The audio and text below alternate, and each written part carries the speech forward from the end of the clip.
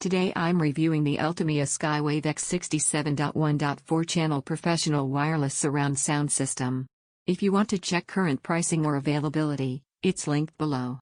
I've been living with this setup alongside a large TV for several days, using it for movies, streaming shows, gaming, and music.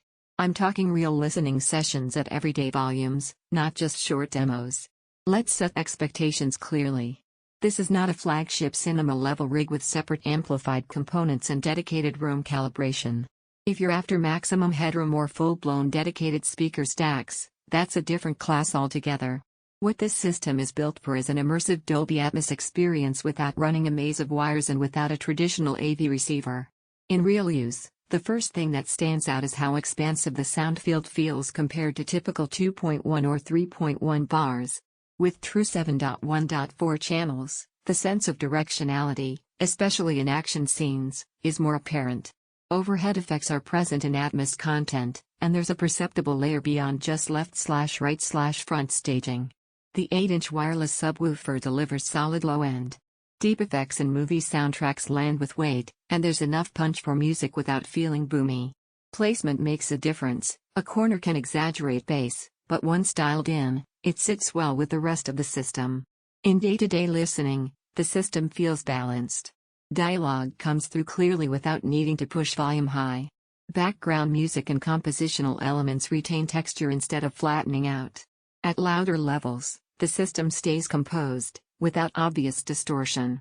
Wireless surround modules help avoid cluttered cables behind the room, which is a genuine convenience. In my setup, this made installation simpler and cleaner. The wireless link stayed stable during all of my tests, without dropouts or interference. Controls are intuitive.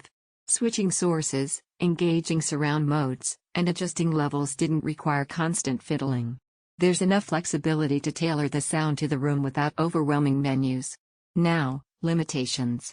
This is still a boxed ecosystem. You don't get the sort of fine-grained room correction or calibration you'd find with a dedicated receiver and measurement mic.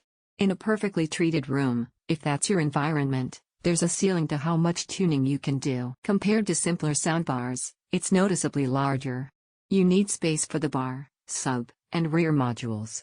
In a compact apartment or bedroom, it may feel overbuilt. Compared to a high-end AV receiver and component speaker system, this doesn't offer the same scalability. You won't be swapping amps or upgrading speakers over time. What you buy is the experience you keep. In practical terms, this makes sense for people who want immersive Dolby Atmos sound without wiring complexity or an AV rack.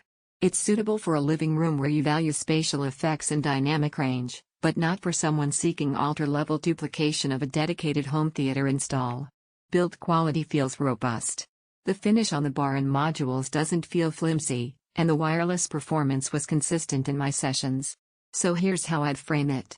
If your goal is a compelling, room-filling Atmos experience with a simpler install than traditional home theater, this system delivers real improvements over basic bars.